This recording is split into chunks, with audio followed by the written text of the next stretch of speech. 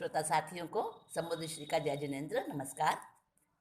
आपके आपके इंतजार को ख़त्म करते हुए मैं फिर से उपस्थित हूँ और एक कहानी लेकर आपके सामने आज मैं मुखातिब हूँ।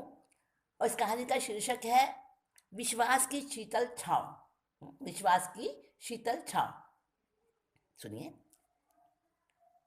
केले ले लो, केले ले लो, मक्खन जैसे नरम मीठे केले, मलाई केले, केले ले लो। भैया भैया तेला तेला। नन्ही तुषा के ठुनकने से उसका ध्यान टूटा। पेन बंद करके डायरी पर रखा उसने और तुषा को अपनी गोद में खींच लिया, चुम लिया गोद में लेकर। तेला खाना है, तेला, भैया तेला। मचलती हुई तुषा रोने भी लगी। भैया का प्यार करना, समझाना उसको कुछ भी चुप नहीं करा सका। धीरज ने लाचारी से अपनी जेबें टटोली और अपनी बेबस जिंदगी पर उस पर उसे बड़ी ग्लानि होने लगी। तुषा के नन्हे नन्हे हाथ के मुक्के उसके सीने पर पड़ रहे थे और वो भाई की गोद से छूटने की कोशिश कर रही थी। उसकी मासूम कोशिश में बड़ा भारी क्रोध का पुट था। उसकी बाल सुलभ उस संघर्ष की हालत को अनुभव करके धीरज के होठ अचानक मुस्कुरा उठे। केले, रबड़ी मलाई वाले केले। बाहर दरवाजे पर ही खड़ा होकर वो चिल्लाया जा रहा था, केले वाला। तुषा उसकी आवाज और अपनी इच्छा से सम्मोहित होकर अपने भैया से केले खाने की मांग जोरदार तरीके से कर रही थी। उसके मुक्के भी जोरदार पड़ रहे थे। एक बार तो धीरज का उसका जब्त तो टूट गया और धीरज का धीरज टूट गया। क्रोध आया उसे उस छोकरे केले वाले पर। कैसा ढीठ है, बार बार बच्ची को ललचा रहा है।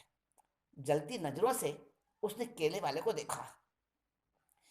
60-70 के बीच की आयु होगी उसकी। फटा हुआ चिकट बनियान और वैसी ही लुंगी।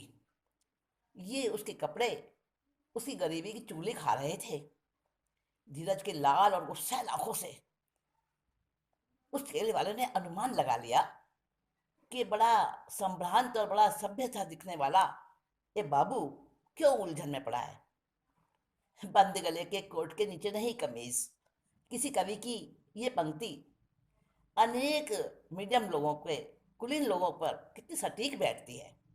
इस बात की हकीकत वो बहुत बार महसूस कर चुका था।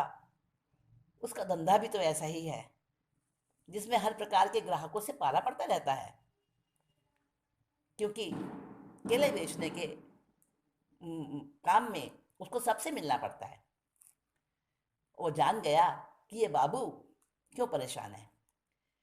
तुषा का मचलना ठुनकना बढ़ रहा था। केले वाले ने समझदारी से काम लिया और कमरे में घुस आया। झट से 2 केले उसने तुषा की तरफ बढ़ा दिए और एक केला छीलकर भी उसको पकड़ा दिया।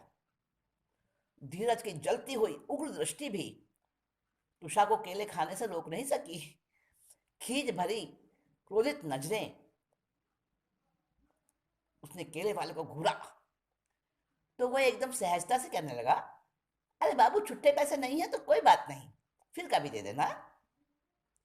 धीरज के मुंह से कठोरता बरसी। मैं उधार पसंद नहीं करता हूं। बोलते हुए, ना चाहते हुए भी केले वाले का सूक्ष्म निरीक्षण वो करने लगा। दूर से देखने पर तो अपने छोटे कद और पतले दुबले शरीर के कारण जिसे वो छोकरा समझता था, वो तो डोकरा निकला। जल्दी में अपने लगाए हुए अनुमान से गलत सिद्ध होने पर धीरज अपने ऊपर गुस्सा भी कर रहा था, तो उस डोकरे केले वाले की उदारता पर बड़ा मुग्ध भी हुआ जा रहा था। कैसी बुद्धिमानी से उसने धीरज को इस विषम परिस्थिति के भंवर से उबार लिया था। तभी केले वाला बड़े अपनेपन से बोला, बाबू, इसे उधार मत कहो, ये तो बस। तब तक तुषा एक केला खाकर दूसरा केला छीलने की कोशिश में लग गई थी और उससे वो केला छिल नहीं रहा था। इसी से केले वाला अपनी बात अधूरी छोड़कर उसके पास जा चुका था और केला छीलकर दोनों केलों को छिलके उठाकर वो अपने टोकरे में रखे और कमरे से बाहर हो गया। तुषा को तो ना उस केले वाले के बारे में सोचने से मतलब था और ना अपने भैया के भीतर चल रही हलचल से काम था उसका। उसका तो काम हो चुका था। नन्हे नन्हे डग भरती हुई आई और खुले दरवाजे से उस केले वाले को जाता हुआ एक टक देखे जा रही थी।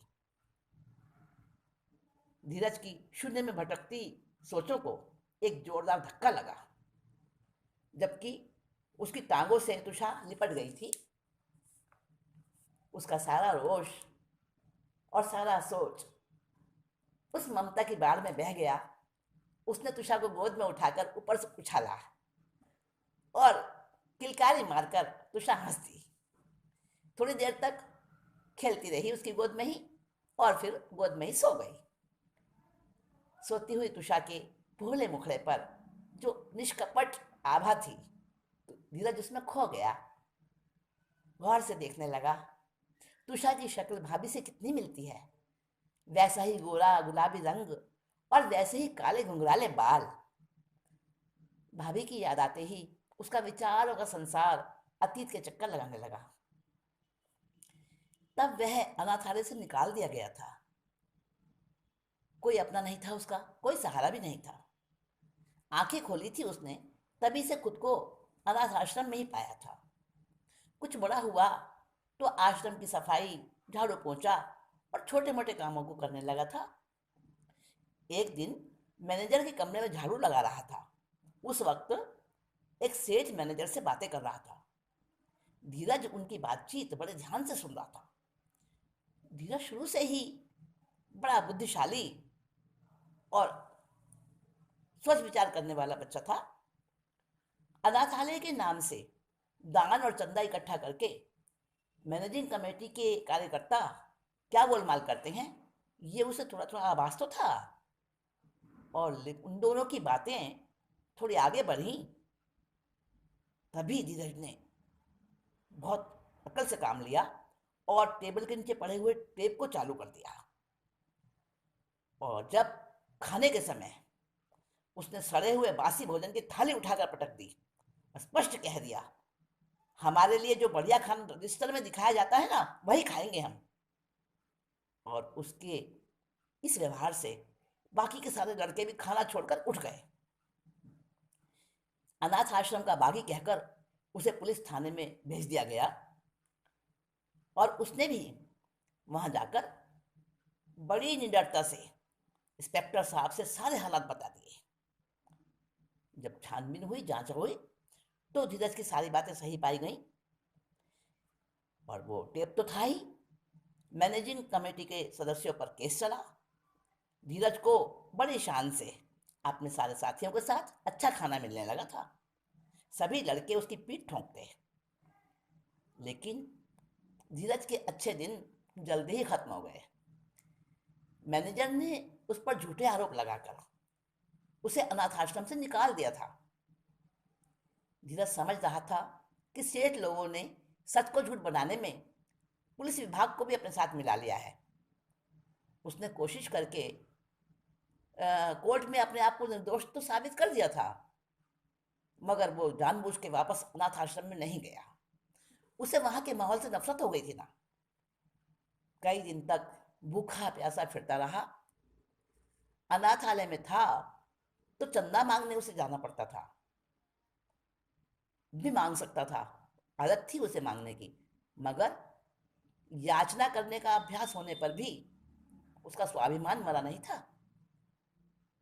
वो तो मजबूरी में उसको मांगना पड़ता था। भूख से आते उसकी निकली पड़ रही थी, मगर फिर भी किसी के सामने हाथ नहीं फैला सका। और उसी हालत में एक दिन वो गिर पड़ा। साथियों, कहानी अभी अधूरी है। अगली बार जब हम मिलेंगे तो इसका दूसरा भाग आपके सामने आएगा। तब तक के लिए आप मुझे इजाज़त दीजिए। अपना ख्याल रखिएगा। Bye bye.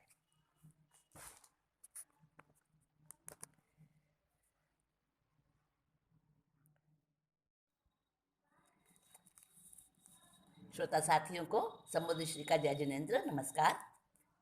आपके आपके इंतजार को ख़त्म करते हुए मैं फिर से उपस्थित हूँ और एक कहानी लेकर आपके सामने आज मैं मुखातिब हूँ। और इस कहानी का शीर्षक है विश्वास की शीतल छाँव। विश्वास की शीतल छाँव। सुनिए। केले ले लो, केले ले लो, मक्खन जैसे नरम और मीठे केले, मलाई केले, केले ले लो। भैया भैया तेला, तेला। नन्ही तुषा के ठुनकने से उसका ध्यान टूटा।